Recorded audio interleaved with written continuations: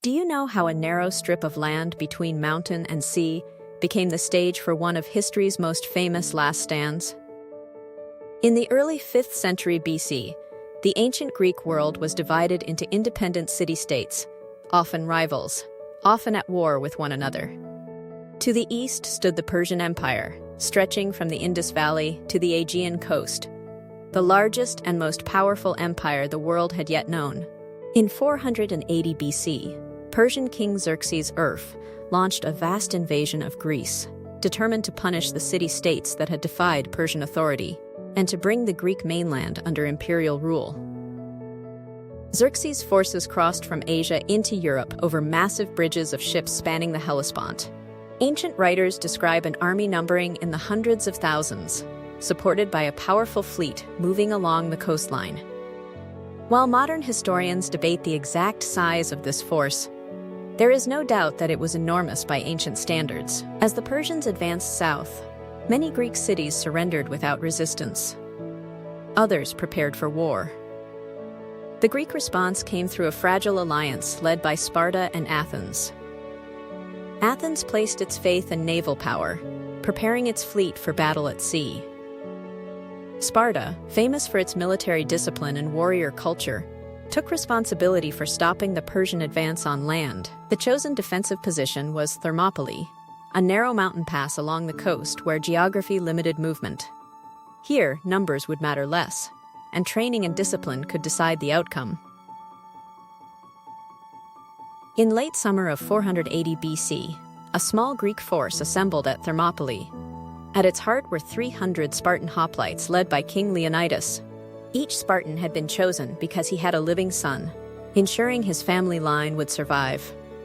Alongside them stood thousands of allied Greeks, including Thespians, Thebans, and soldiers from other city-states. Together, they formed a defensive wall of shields and spears, fighting in the tightly organized phalanx formation.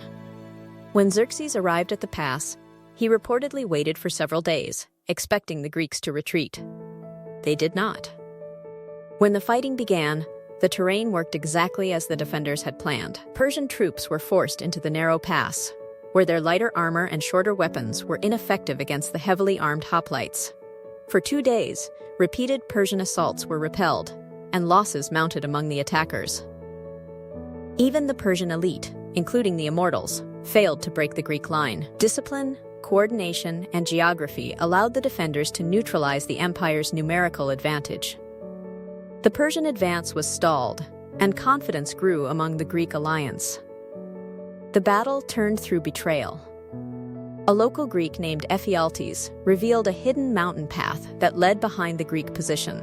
Under cover of darkness, Persian forces marched along this route, emerging at dawn behind the defenders. Surrounded and outnumbered, Leonidas faced an unavoidable decision. He ordered most of the allied forces to withdraw, preserving their strength for future battles. Leonidas and his 300 Spartans remained, joined by 700 Thespians who refused to leave, and a smaller group of Thebans. On the third day, the final stand began. The defenders advanced beyond the narrowest part of the pass, fighting until their spears shattered and their swords broke. Leonidas was killed, and fierce fighting followed as the remaining Greeks were overwhelmed by Persian missile fire. Thermopylae was a Persian victory.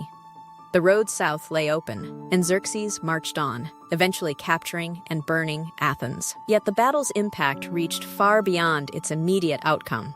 The delay allowed Greek forces time to regroup, leading to a decisive naval victory at Salamis and a final land victory at Plataea the following year. The Battle of Thermopylae became a symbol of resistance against overwhelming odds. It showed that the Persian Empire was not invincible, and that resolve, discipline, and terrain could challenge even the greatest power of the ancient world.